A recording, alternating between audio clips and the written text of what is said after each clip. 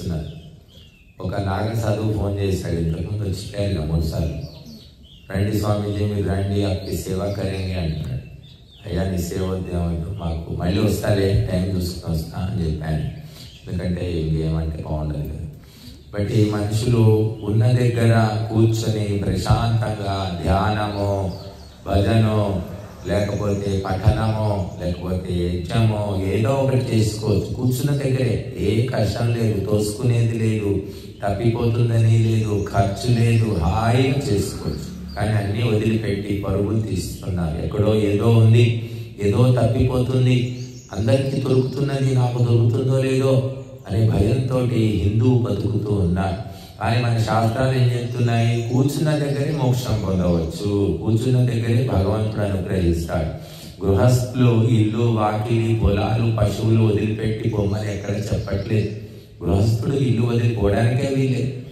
కేవలం సన్యాసులే తిరగాలని చెప్తున్నారు. కానీ సన్యాసులేమో మఠాలు కట్టుకొని కూర్చున్నారు, సంసారాలేమో తిరుగుతున్నారు. అంటే ఇది కలియుగం యొక్క వైచిత్ర్యం అన్నమాట. పూర్వం ఏమిటి? పశువులు ఉండేవి, అత్తమామ ఆడబిడ్డలు ఇల్లు కలిసిపోవడానికి వీలుండేది కాదు, ఎప్పుడు తిరుగుతా ఉన్నారు. ఇంకా సన్యాసులు పెద్ద పెద్ద ఆశ్రమాలు కట్టుకొని అందులో 100 మంది శిష్యులు, కార్లు, మరి ఇంకా వాళ్ళు వదలకుండా అక్కడే కూర్చుంటున్నారు. బట్ ఇదంతా కూడా మరి యుగ పరిణామం, కాల వైపరీత్యం అంటాం.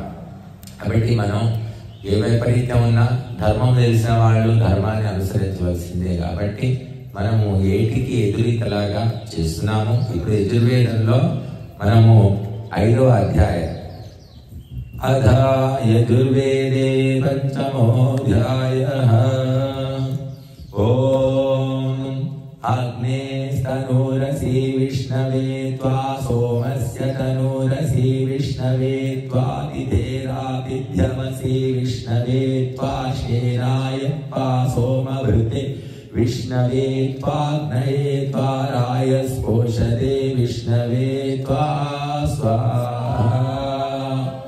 పుస్తకం తీసుకుంటాం.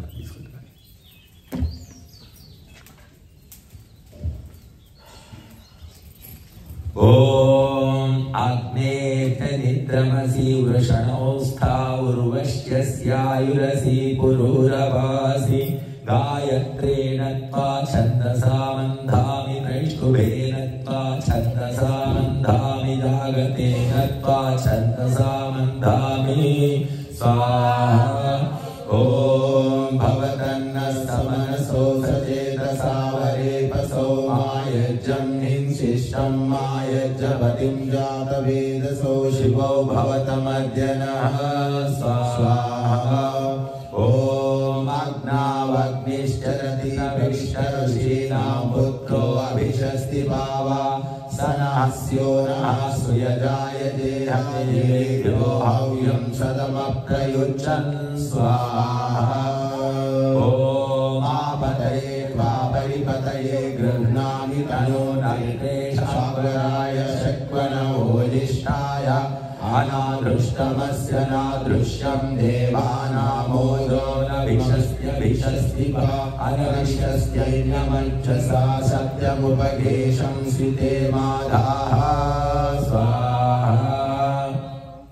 ఓం అగ్నేవతపాస్వేవ తపాయాతవ తనూరియం సామయీ యో మమ తనూరేషా సాస్మయీ సహనౌ రతపతే రతాన్యనువేదీశాం దీక్షాపతిర్మన్యతామనో తపసస్తపస్వతి స్వాహా. ఓం అంశురంశుష్టే దేవ సోమాప్యాయతామింద్రాయైకధనవిధే ఆతుభ్యమింద్రాప్యాయతామాత్వమింద్రాయ ప్యాయస్వ ఆప్యాయాస్మానభిం సన్నామేధయా స్వస్తి దేవ సోమసుత్యామశీయ జ్యేష్ఠారాయ ప్రేషే భగాయ ఋతం ఋతమాదిభ్యో నమో ద్యావా పృథివీభ్యాం స్వాహా. ఓం యాతే అగ్నేయాశయా తనోర్వశ్యా उग्रं वचो अपावधि द्वेषं वचो अपावधि स्वाहा या ते अग्ने रजसया तनुर्वशिष्ठा गह्वरेष्ठा उग्रं वचो अपावधि स्वाहा या ते अग्ने हर्षया तनुर्वशिष्ठा गह्वरेष्ठा उग्रं वचो अपावधि द्वेषं वचो अपावधि स्वाहा ओम तप्ताय नीवेसि वित्ताय नीवेस्यवतान्मानाभितावतान्याभिहितान् विदेरग्निर्नभो नामाग्ने अंगिरायुधानाम्ने योऽस्यां पृथिव्यामसि यत्तेनादृष्टं नाम यज्ञं तेन त्वादधे विधेरग्निर्नभो नामाग्ने अंगिरायुधानाम्ने यो द्वितीयस्यां पृथिव्यामसि यत्तेनादृष्टं नाम यज्ञं तेन त्वादधे विधेरग्निर्नभो नामाग्ने अंगिरायुधानाम्ने यस्तृतीयस्यां पृथिव्यामसि यत्तेनादृष्टं नाम यज्ञं तेन त्वादधे अनुत्वा देववीतये स्वाहा ओम सिंहसि सपत्नसायि देवेभ्यः कल्पस्व सिंहसि सपत्नसायि देवेभ्यः शुम्भस्व सिंहसि सपत्नसायि देवेभ्यः शुम्भस्व स्वाहा ओम इंद्रघोषस्वा वसुभिः पुरस्तात् पातु प्रचेता स्वारुद्रैः पश्चात् पातु मनोजवा स्वापितृभिर्दक्षिणता पातु विश्वकर्मा त्वादित्यैरुत्तरतः पातिदमहं तप्तं वा बहिर्यज्ञाग्निसृजामि स्वाहा ओम सिंहसि स्वाहा सिंहस्यादित्यवनि स्वाहा सिंहसि प्रभवनि शतवनि स्वाहा सिंहसि सुप्रजावनि रायस्पोषवनि स्वाहा सिंहस्यावादिवान्यजमानाय स्वाहा भूतेभ्यः स्वाहा ओम ध्रुवासि पृथिवीं द्रुम्हा ध्रुवक्षिदस्य अंतरिक्षं द्रुम्हाच्युतक्षिदसि दिवं द्रुम्हा अग्नेः पुरीशमसि स्वाहा ओम युञ्जते मनवुत युञ्जते धियो विप्रा विप्रस्य बृहतो विपश्चितः विहोत्रादधे वयुना विदेकयन्मही देवस्य सवितो परिष्टुतिः स्वाहा ओम इदं विष्णुर्विचक्रमे देधानि ददे पदं समोढमस्य पांशुरे स्वाहा ओम इरावती धेनुमती भूतं सूयवसनी मनवेदशस्या यस्कभ्रारोदसी विष्णवे ते दादर्थपृथिवीमभितो मयूखैः स्वाहा ओम देवश्रुतौ देवेष्वाघोषतं प्राची प्रेतमध्वरं कल्पयन्ति ऊर्ध्वं यज्ञं नयतं यजुपरतं स्वं गोष्ठमावदतं देवी दुर्ये आयुर्मा निर्वादिष्टं प्रजा मा निर्वादिष्टमत्र रमेतां वश्मन् पृथिव्याः स्वाहा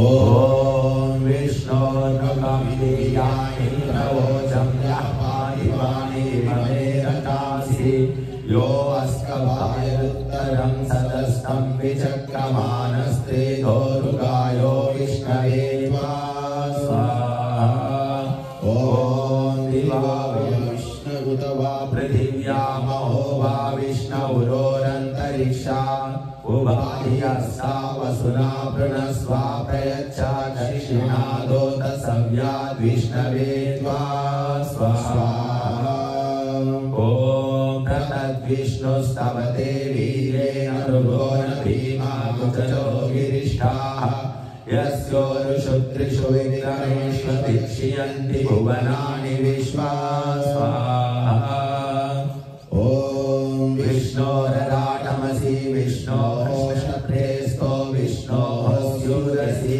विष्णो ध्रुवोऽसि वैष्णवमसि विष्णवे स्वाहा ओम दैवस्य त्वा सवितो प्रसवेशिनोर्बाहुभ्यां पुष्णो हस्ताभ्याम् आददेनार्यसीदमहं रक्षसां ग्रीवापि कृण्णामि बृहन्नसी बृहद्रवा बृहतीमिन्द्राय वाचं वद स्वाहा ॐ रक्षोहनं बलगहनं वैष्णवीरिदमहं तं बलगमुत्किरामि यन्मे निश्चोयमाद्यो निशखानेतमहं तं बलगमुत्किरामि यन्मे समानो यमसमानो निशखानेतमहं तं बलगमुत्किरामि यन्मे सबन्धुर्यमसबन्धुर्निशखानेतमहं तं बलगमुत्किरामि यन्मे सजातो यमसजातो निशखानेत्कुत्वां कित्किरामि स्वाहा ॐ स्वराडसी सपत्ना सत्रराडसी अभिमातिहा जनराडसी रक्षोहा सर्वराडस्य मित्रः स्वाहा ॐ रक्षोहणो वो बलगमनः प्रोक्षामि वैष्णवान् रक्षोहणो वो बलगहनो मनयामि वैष्णवान् रक्षोहणो बलगहनो वस्पृणामि वैष्णवान् रक्षोहणो वां बलगहना उपदधामि वैष्णवी रक्षोहणो वां बलगहनो पर्योभामि वैष्णवी वैष्णवमसि वैष्णवास्त स्वाहा ॐ देवस्य त्वा सवितो प्रसवेशिनोर्बाहुभ्यां पुष्णो हस्ताभ्याम् आददेनार्यसीदमहं रक्षसां ग्रीवापि कृण्णामि यवोऽसि यवयास्मद्वेषो यवया रातिर्पातरिक्षाय पृथिव्यै त्वा शुन्द्रन्ता लोका अपि पृषदनमसि स्वाहा ॐ बुद्धिवं सभारान्तरिक्षं प्रणगृह्णस्व पृथिव्याद्युपानस्वा मारुतो विनोतु मेत्रावरुणो ध्रुवेण धर्मणा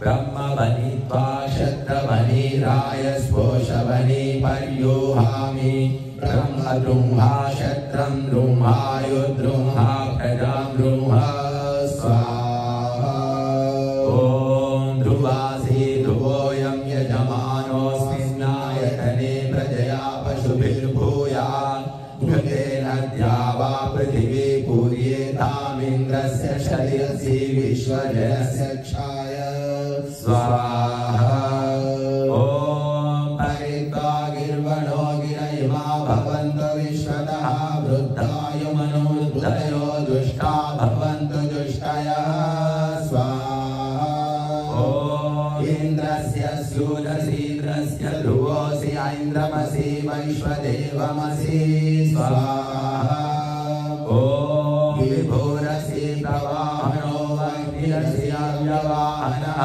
शान्तोऽसि प्रकेतास्तुतोऽसि विश्ववेदाः स्वाहा ॐ मुषिरसि कविरङ्घारिरसि बम्भारिरवस्यूरसि दुवस्वाच्छुद्योरसि माद्रालीयः सम्राडसि कृशानो परिषद्योऽसि पवमानो नभोऽसि प्रतक्वा पृष्टोऽसि आयुसूदननुतधामासि स्वज्योतिः स्वाहा ॐ समुद्रोऽसि विश्वव्यचाजोऽस्येकपादहिरसि बुद्ध्यो वागस्यैन्द्रमसि सदोऽसि रुदस्य धारो मामा सन्ताप्तमत्सलामद्भवते प्रमादिरा स्वस्ति मेऽस्मिन् पदि देवयाने भूयात् स्वाहा ॐ मित्रस्य मा चक्षुषे षड्भमग्नयः सगराः सगरेण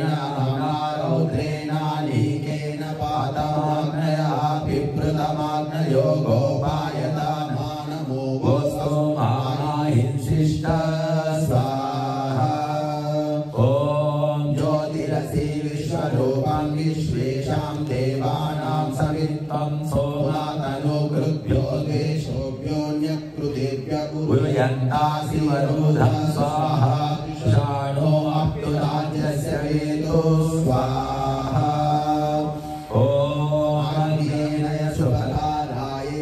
अस्मान् विश्वानि देव वयुनानि विद्वान् युयोध्यस्मज्जूरानमेनो भूयिष्ठां तेन उक्तिं विधेम स्वाहा अयं नो अग्निर्वैवस्रुणोत्वयं मृदा पुरयेतु प्रभिन्दन् अयं वाजाञ्जयतु वाजसाता वयं शत्रूञ्जयतु चर्भुषाणः स्वाहा ॐ गुरुविष्णो विक्रमस्वोरुक्षयाय नस्कृति घृतं घृतयो पिता प्रप्रयजपतिः स्वाहा ॐ देवसवितरेशते सोमस्तं रक्षस्वमाद्वारभन्ते तत्त्वं देव सोमदेवो देवा उपागायितमहं मनुष्यान्तराय स्पोषेण स्वाहा निर्वरुणस्य पाशान्मुच्ये स्वाहा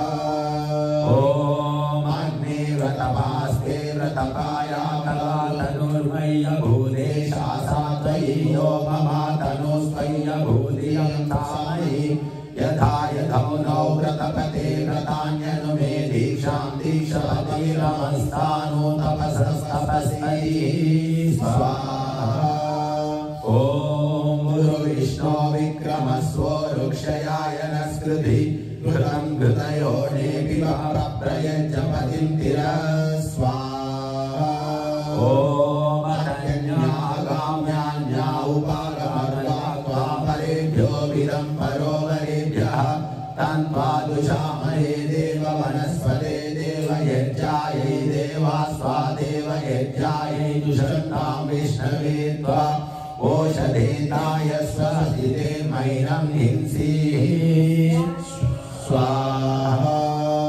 ॐ द्यामालेखेरन्तरिक्षं माहिंसी पृथिव्या सम्भव अयं विद्वा सदितिस्तेति दानः परिणाय महते सौभगाय अतस्त्वं देव वनस्पते शतवर्षो विलोहा सहस्रवर्षाभि वयं गृहेम स्वाहा इति पञ्चमोऽध्यायः ॐ सुतामया वरदा वेदमाता प्रचोदयन्तां पावमानि द्विजानाम् आयो प्राणं प्रजां पशुं कीर्तिं द्रविणं ब्रह्मवर्चसं मह्यं दत्त्वा व्रजत